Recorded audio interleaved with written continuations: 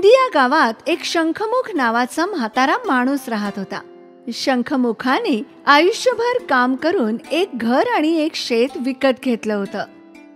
शंखमुखाने त्याच्या अर्ध्या शेतावर ताडगोळ्यांची झाडं लावली होती आणि अर्ध्या जमिनीवर तो शेती करत असे. बाबा, ही ताडगोळ्यांची झाडं कापून टाकायला हवीत ना? का? मी केवढ्या प्रेमाने ती झाडं लावली आहेत. पण त्यांचा काय फायदा? वर्षातून फक्त 2 महिनेच यांना फळं येतात. बाकीचे महिने हे उगाच आपली जमीन व्यापून टाकतात. अरे मूर्खा, मला आणि तुझ्या आईला ताडगोळे खूप आवडायचे, म्हणून आम्ही दोघांनी मिळून इथे ही ताडगोळ्यांची झाडं लावली आहेत. आणि आता जेव्हा एवढ्या वर्षानंतर यांना एवढी फळं लागली आहेत, तेव्हा तू म्हणतोयस की झाड इथून कापून टाकूया? ही झाडं इथेच राहणार, कळलं? हो, इथेच राहणार बाबा. सुमितला ताडगोळ्यांच्या झाडाचा काहीही त्रास नव्हता, पण अमितला वाटत होतं की ती झाडं उगाचच जमीन व्यापून ठेवत आहेत. असो, काळ पुढे सरकला. ती झाडं तिथेच राहिली. शंखमुख आणि त्याची 2 मुलं मिळून शेती करत असत. सगळं काही चांगलं चाललं होतं. मग अचानक शंखमुखाची तब्येत बिघडू लागली. त्याने त्याच्या 2 मुलांना बोलवलं. तुम्हा दोघात कधीही भांडण तंटे होत अशी माझी इच्छा आहे. म्हणून मी जिवंत आहे तोपर्यंत माझी इच्छा आहे की वाटण्या व्हाव्यात. बाबा, आता या गोष्टीची काही गरज नाहीये. तुम्ही काळजी करू नका. तुम्ही गेल्यावरही आम्ही घर आणि शेतावरून भांडणार नाही. दादा मला जे काही देईल ते मला मान्य असेल, आणि मला खात्री आहे की माझ्यावर ते कधीही अन्याय करणार नाहीत. चांगलं आहे. मला आनंद आहे की तुम्हा दोघांचा एकमेकांवर विश्वास आहे. नाही तर आजकालची मुलं, त्यांना तर सगळी जमीन संपत्ती एकट्यालाच गिळायची असते. सुखी राहा तुम्ही दोघे. तुम्ही दोघे नेहमी सुखी राहा. शंखमुखाने वाटणी केली नाही, कारण त्याला त्याच्या 2 मुलांवर विश्वास होता. काही महिन्यांनी शंखमुखाचं निधन झालं. अमित, सुमित आणि त्यांच्या बायका हमसून हमसून रडू लागल्या.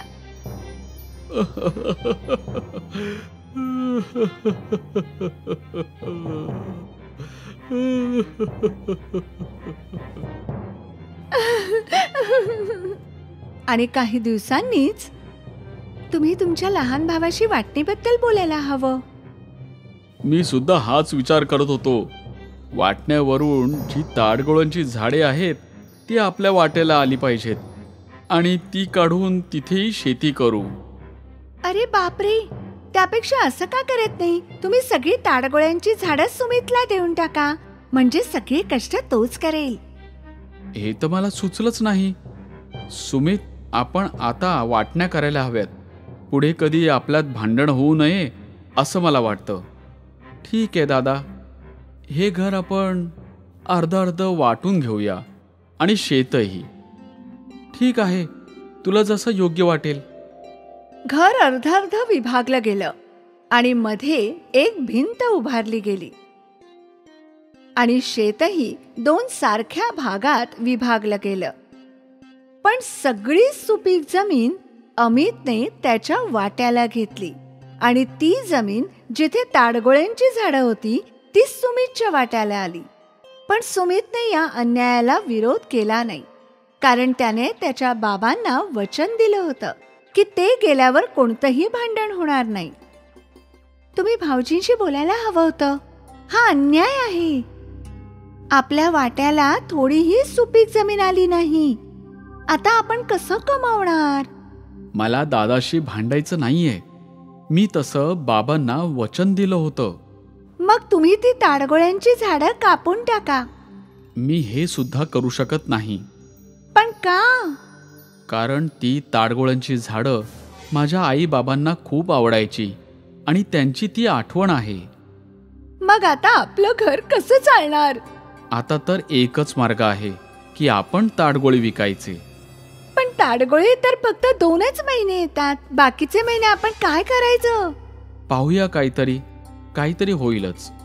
दुसऱ्या दिवशी सुमित त्याच्या शेतावर गेला आणि तिथे ताजे ताजे ताडगोळे लागलेले होते. वाह, आता हे तोडून विकायला पाहिजेत. आणि सुमित ताडगोळ्यांच्या झाडावर चढला. त्याने एक एक करत सगळे ताडगोळे खाली काढले. वाह, यावेळी तर खूप ताडगोळे आले आहेत. याचे तर मला चांगलेच पैसे मिळतील. सुमितने व्यापाऱ्याला फोन लावला आणि काही काळातच व्यापारी त्याच्या शेतावर आला. वा वा, यावेळी ताडगोळ्यांचं चांगलीच पिकं आली आहे. हो दादा, या सगळ्यांचे 10,000 रुपये देऊ शकतो. ठीक आहे. सुमितने पैसे घेतले आणि व्यापारी ताडगोळे घेऊन निघून गेला. यावेळी तर चांगलीच कमाई झाली. कोणास ठाऊक पुढच्या वेळी ताडगोळे कधी येतील. सुमित घरी आला आणि त्याने ते पैसे शोभाच्या हातात ठेवले. या पैशांनी 2-3 महिन्यांचा किराणा भर. आज ताडगोळ्यांची पिकं विकली आहेत. कुणास ठाऊक पुढलं पीक कधी येणार. ठीक आहे. दुसऱ्या दिवशी जेव्हा सुमित पुन्हा त्याच्या शेतात गेला तेव्हा त्याला आश्चर्य वाटलं. कालच तर मी सगळे ताडगोळे काढले होते. एका रात्रीत एवढे ताडगोळे कसे काय आले. हा तर चमत्कार आहे. आणि मग सुमित पुन्हा ताडगोळ्यांच्या झाडावर चढला ताडगोळे तोडण्यासाठी. एक एक करत त्याने सगळ्या झाडांवरचे ताडगोळे खाली उतरवले. अरे देवा, तुझे खूप खूप आभार. यावेळीही सुमितने व्यापाऱ्याला कॉल केला. व्यापारी आला आणि तो ताडगोळे पाहून चकित झाला. त्याने सुमितला पैसे दिले आणि सगळे ताडगोळे घेऊन गेला. सुमित आनंदात घरी आला. शोभा, शोभा, काय झालं? हे घे आजच्या ताडगोळ्यांचे पैसे. पण कालच ताडगोळे विकले गेले होते ना? हो, पण कोणास ठाऊक काय चमत्कार झाला. आज पुन्हा प्रत्येक झाडाला ताडगोळे लागले होते. हा नक्कीच तुमच्या आईबाबांचा आशीर्वाद आहे. हो, नाहीतर अशी जादू शक्यच नाही. दादाने भलेही आपल्यावर अन्याय केला, पण आई बाबा नेहमी आपला आशीर्वाद देतच राहतील. हो नक्कीच. दुसऱ्या दिवशीही तीच स्थिती होती. सगळ्या झाडांना ताडगोळे लागले होते. सुमितने सगळे ताडगोळे तोडले आणि व्यापाऱ्याला विकून पैसे कमावले. आणि हे सगळं काही अमित पाहत होता. सुमित, हे सगळं काय आहे? तू रोज रोज ताडगोळे कसे विकू शकतोस? कारण ही ताडगोळ्यांची झाडं जादूची आहेत. मी रोज ताडगोळे तोडतो आणि रोज विकतो. दुसऱ्या दिवशी सगळे ताडगोळे पुन्हा आलेले असतात. दादा, तुला ही ताडगोळ्यांची झाडं पसंत नव्हती ना, म्हणून तू माझ्या वाटणीला घातलेस. पण बहुतेक आईबाबांना तुझा निर्णय मान्य नव्हता, म्हणून माझ्या वाटणीत जादूची ताडगोळ्यांची झाडे आली.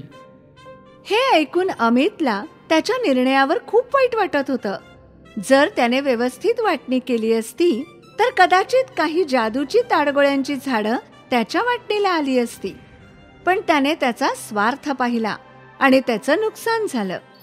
जादूचे ताडगोळे विकून सुमितने खूप पैसे कमावले आणि त्याने नवीन घरही विकत घेतलं. आणि अमित तिथला तिथेच राहिला. त्याचा स्वार्थ त्याला खूप महागात पडला.